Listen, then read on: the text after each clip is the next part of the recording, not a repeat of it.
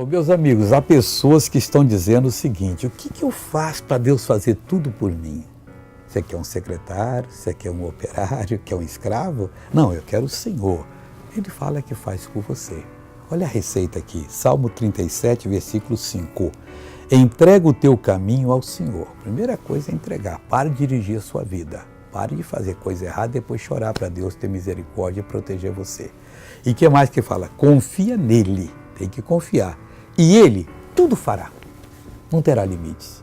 Ele vai fazer o que for necessário para você, vai lhe dar a bênção e você vai levantar a cabeça e dizer: obrigado, Jesus, valeu a pena. E ele vai fazer com que você seja essa pessoa vitoriosa em todos os sentidos.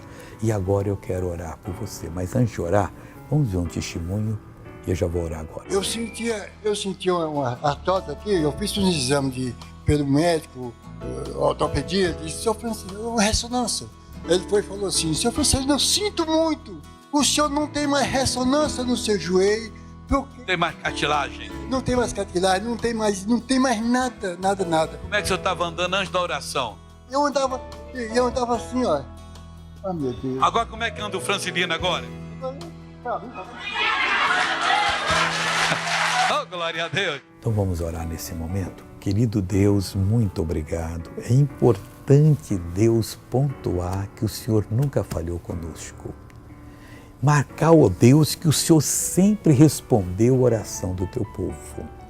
É importante, ó Deus, entregar o caminho a Ti, confiar em Ti, porque tudo o Senhor fará. Então, ó Deus, veja o que essa pessoa está orando agora, vá com ela até onde a fé dela está indo e o Senhor irá e dê a vitória. Em nome de Jesus, seja abençoado. Amém.